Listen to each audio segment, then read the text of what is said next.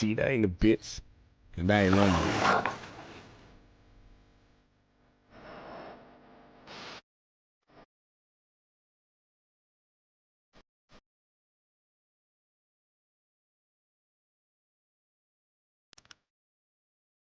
Let's be honest. 85% of white people in America were selfish. 85% of the brother was like, there's no lie. There's no lie. It was. Because we saw, and it wasn't because racist. I tell people, we saw us.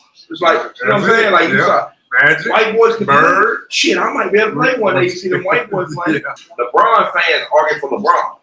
I wasn't no Jordan fan. I was a Celtic. I hated Michael Jordan. You still arguing for him? Because he's the greatest. Like, skill-wise, like this Kobe is the most said, skill we've ever had. They just fire up three. They shoot. They shoot three. Oh, I pay the Kobe. We're not going to talk bad about him. David Robinson. I love Kobe. David Robinson. That's a bad boy, though. 20 years to play the high level. Yo, welcome to another episode of Cloudy Courtside Chat, man. And as you can tell, we already rocking. We already rolling. We have the young GOAT, the Benjamin's star guard, the nation's leading scorer, Grayson Rigdon. What's up, young fella? How you feeling, man? Good. Good deal. Oh, let me not leave my mentor, my brother, my co-host, Marlon Cloudy Jr. out. He's also in the building over there. Yo, listen, we had to make this happen. Anytime, first of all, let's let the people know where we are. We are in San Antonio, Texas, at the UIL state tournament, and we've witnessed some games, man. Of course, we got to see this young man play not only once this year, but twice. Didn't go the way he wanted, but 32 in the state game. 32 in the semifinals. I'm not the greatest in math, but I think that's an average of 32 points. Wow. Wow. I don't think anybody up here is averaging that. So congratulations on that, first of all. Congratulations on being the nation's leading scorer. And we had to get him on, man, even if we just sit here and look at him. We had to get him on the show, let the people see him. Keep it very formal, man. So, yeah, my thing is, you mentioned the point, you talk about historical, where we at, leading the nation in scoring, and, that's greatness. So being able to have this conversation, we appreciate you coming over, spending the time with us, talking a little basketball. Appreciate your dad, bring me over here. MJ is the greatest. Negative. But no, I just want to salute you for what you've accomplished. Had a heck of a career, but it ain't done yet. So definitely interested in this conversation. So let's jump into it. Well, we already started, and I'll go ahead and piggyback on that. My first question was, who is your favorite NBA player currently? LeBron James. The GOAT, huh? All right, next. The GOAT. We're gonna jump straight to the next one. We're going to. All right, man. Listen, you. What's the most points you've ever scored? 72. 72. That was this year. Yes, sir. 72 points. We were talking about that earlier today. I can't even dream of scoring 72 points. Most I ever scored was in the 30s. We had a conversation about this about 5 weeks ago. What's the most you ever scored? High school. I'm going to little dribblers. 38. 38 points in high school. This guy went and played Division II basketball. One of the best players that ever come through Center High School.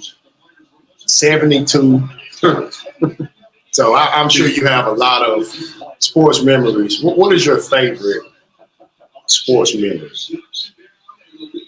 You got a whole slew of them. So go. Let's start basketball. What's your favorite basketball memory up to this point?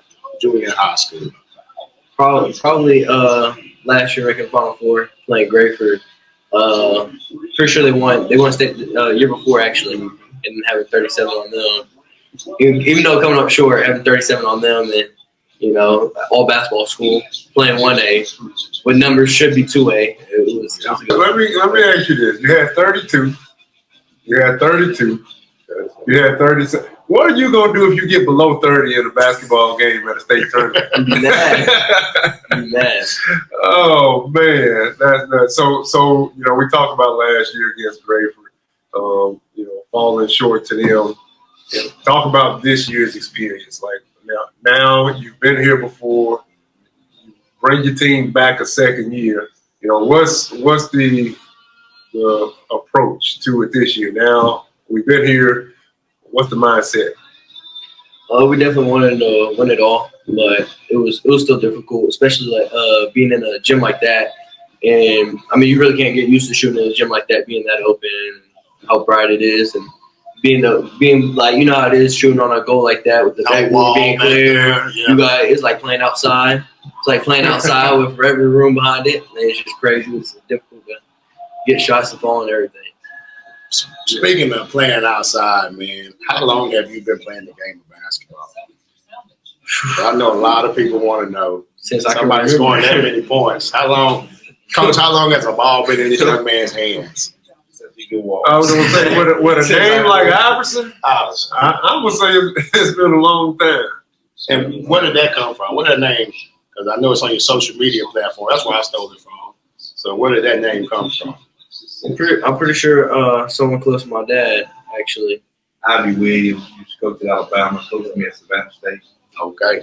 All right. And what about your nickname? I know a couple people from East Texas that are very familiar with you, very familiar with your game, and nobody calls you Grayson that knows you. Everybody calls you Chaka. So where did Chaka come from, man? Being a little kid and my parents, really my brother, who was pretty much like my dad. I used to sleep with him back in the day, and you know he kind of like bullied me with that nickname, and I hated it. I used to cry and stuff, and it just stuck around. And had teachers call me after a while, and got some head from my parents, like come on, man, like that's not his name. So it just stuck after that. You know, sibling rivalries. I know how that feels. It's nothing like it. Somebody tried to bully me when I was little. That's why I got in the weight room. Right, that guy right there. Yeah, they don't mess with me now. There you go. That weight room, we started playing football. They all thought I was crazy. Everybody hooped in my family. I was the first one to really get into football and dive into it, but it was really credit to my brothers. Speaking of brothers, your family. I see y'all are close-knit. You and your dad, y'all don't really go anywhere without each other. How many siblings do you have? I got 5 brothers and 1 sister, I believe. Okay. Something new every day. Your closest sibling, what was that relationship like? You know, you said you had a brother that picked on you a little bit when you were younger. How did that relationship with your brother, how did that mold you and grow you into not only the player that you are, but the person that you are? Actually, with all my brothers actually being crazy athletes in high school, always thought he was the best. Of course, he probably wasn't. It was the second oldest one, but always wanted to say he was the best because he was my favorite brother, obviously. But he was actually my coach last year when we made the Final Four, and you know that was a great experience going with him and being so close with him. You know, so yeah, definitely him looking after him and him being such a good person and stuff. That's what's up, man. So you look on the sideline last year, you're on the court playing, and you look over there, your dad's coaching, and then your brother's coaching. Man, that's some stuff that you can't even write movies about that kind of stuff. So that's what's up, man. Let's go back into leading nation in scoring. So it takes a lot. Not Texas. No, not Texas. Not the state. No, not West Texas. Not West Texas. Not district. My God. No, the nation. What type of like mentality and approach do you take to the game of basketball? Like, 'cause you got to be pretty aggressive to go out and score that many points. But what's your approach to the game? Really not wanting to lose and knowing that I'm gonna have to put up whatever I have to put up to win. So in games that is tough, then I'm gonna go for 50. And if it's a little less tough, then I know I'm gonna need to get my 45, whatever, and then rest up and get ready for the next tough game we do have. So it's really just trying to get in the gym mainly after those weaker games and perfect my craft and all those little things, and you know, just continue to perfect my craft, but also try to build up my teammates and get them involved more, because then the other teams can't just key on me. They have to, you know, worry about them more.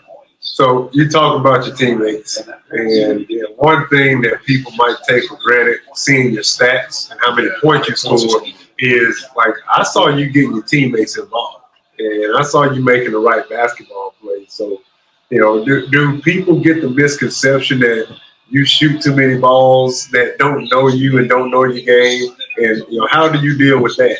I can say it's 50-50. Sometimes I probably do shoot too many balls. I load it up sometimes. I don't care, but I mean, I can get my teammates involved. Obviously, like teams this week, they keyed on me a little too much our first game, and a kid who was averaging about 8 or 9 had 20 in a key win.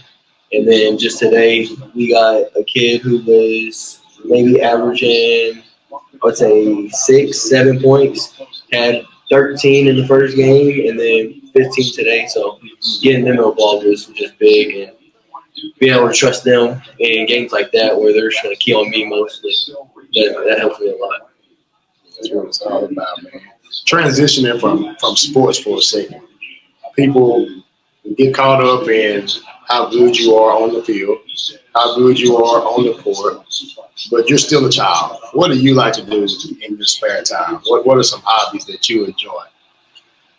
Lately, I've been trying to play more video games because that's relaxing, especially just sitting in the dark room, screaming at my brothers when I beat them in a 1v1 in Fortnite or something like that. Beat them in 2K, Madden. That's relaxing, but other than that, I like going to the field and gym. That's the only other thing to do in a small town. Always grinding, huh?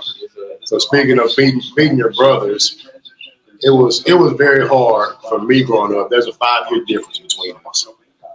So it's hard to beat him in anything. 3 years between me and my baby brother, so he couldn't really beat me in anything.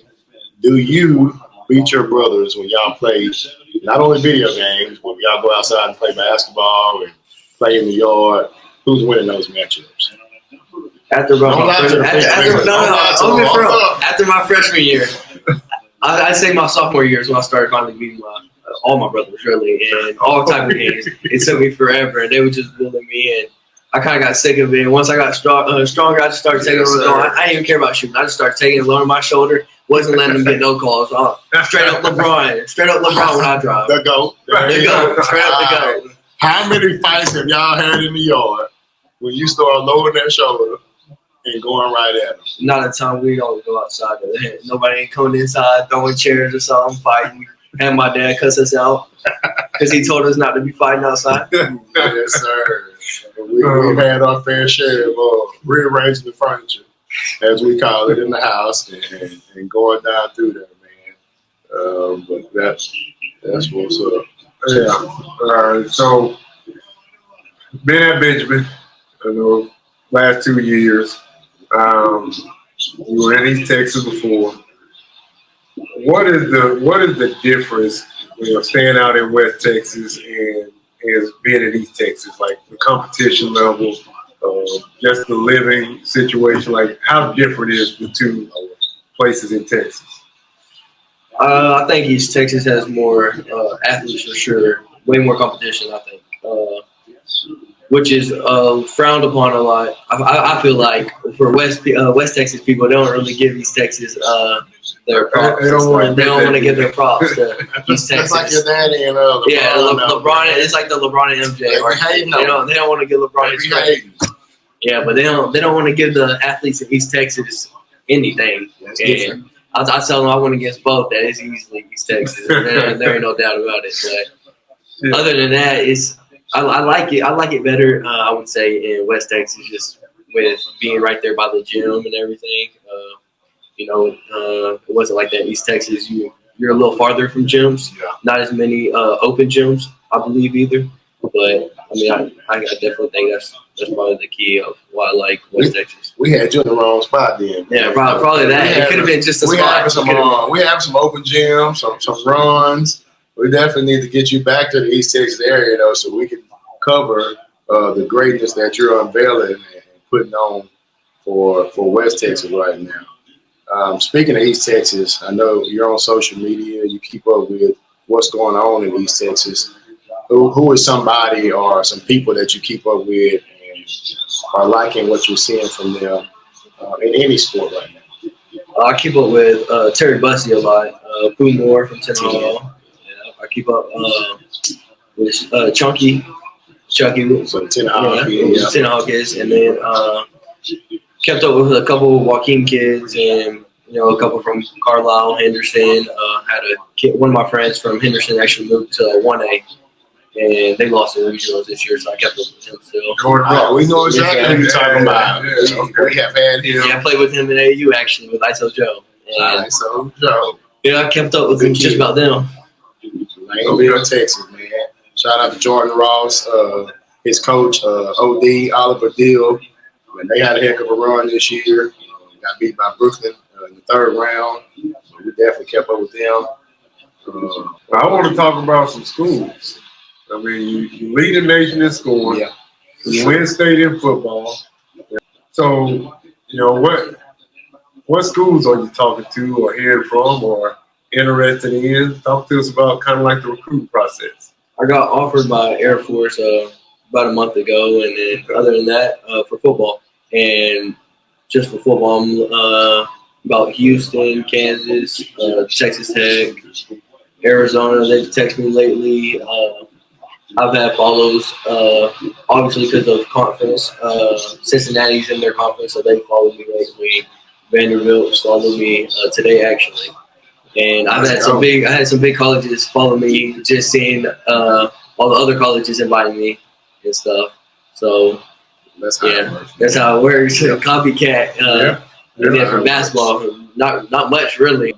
Oh yeah, and for football, Monmouth and Columbia. But all these not some of them are Ivy League. Ivy League, you name a lot of schools where you have So you're obviously taking care of your business in the classroom as well, man. So salute to you for taking the student portion of student athletes serious, because we've seen so many kids, man. Like you said, we're in East Texas, and there's so many talented kids that don't take care of that part. So you end up having no JUCO, and that's a hard route.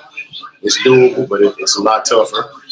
Or not even making it at all, man. So definitely salute to you for taking care of that. So we're all about basketball. So which one would you choose? The head scratch. I want to play both. Okay. I couldn't choose right now. It'd be too difficult to pick between, but I'm starting to lean towards football, obviously more because just being recruited a little more for football than basketball. I'm just kind of getting annoyed with that, falling away from basketball because of that. But I mean, hopefully the summer picks up a lot more. Have we ever had anybody do football and basketball? I know we've had guys we talked about earlier, Deion Sanders doing football and baseball. Julius Peppers. Julius Peppers hooped. Oh man, in college. Terry Curry. You got to put us. North Carolina. We're the younger generation, so you got to put us on game, man. And I knew the name Julius Peppers, but I only know him from the Carolina Panthers. What's his name? Real athlete. Who was from Florida State? Charlie Ward. He did. But what about the receiver this year, Coleman? Did he not hoop at Michigan State?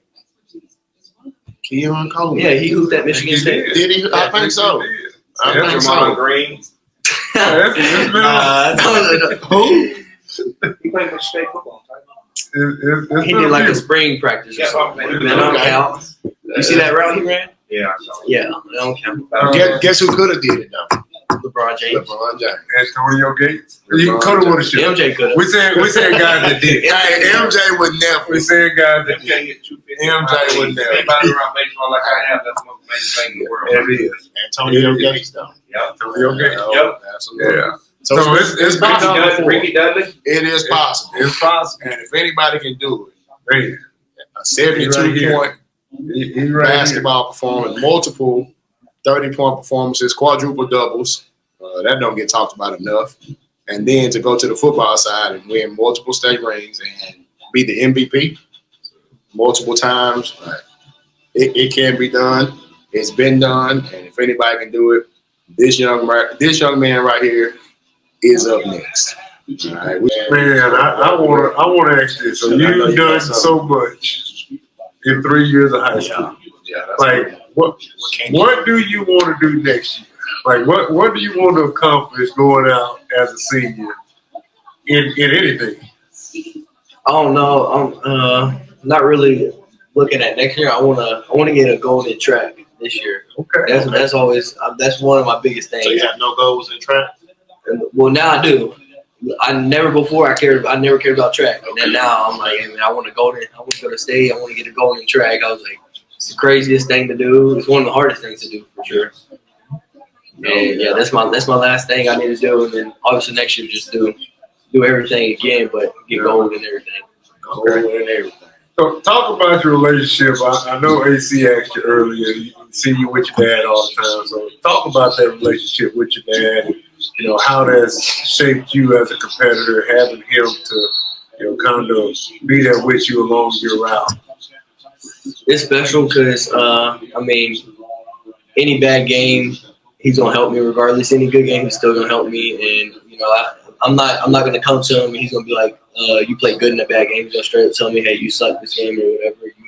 He's gonna tell me what to work on. He's never gonna be easy on me, which I hate it sometimes because I get annoyed real easy with it. But he's gonna be hard on me no matter what. Talk to me, especially after today. I was annoyed after losing. Didn't want to talk to nobody. He was like, hey man, all talking about the game. Like, man, I want to hear that. But I'm gonna miss it for sure when I'm out of high school. So yeah.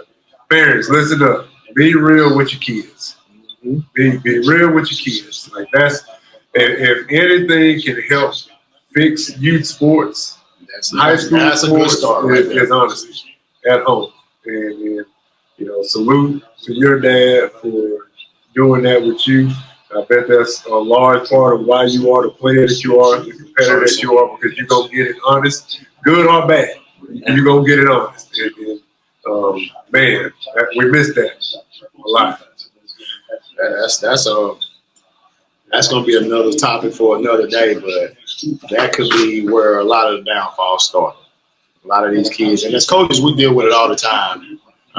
We're giving these kids not only these expectations that they can't reach, but they're not being completely honest with them and fabricating these stories. You should be doing this and you should be doing that. No, he shouldn't be starting. The man can't even dribble the basketball and walk. That reminds me of Kelvin Sampson. Kelvin Sampson start on the varsity basketball team. One of his greatest quotes, Kelvin Sampson, and people that don't know Kelvin Sampson and y'all call yourself basketball fans, you better come on with it.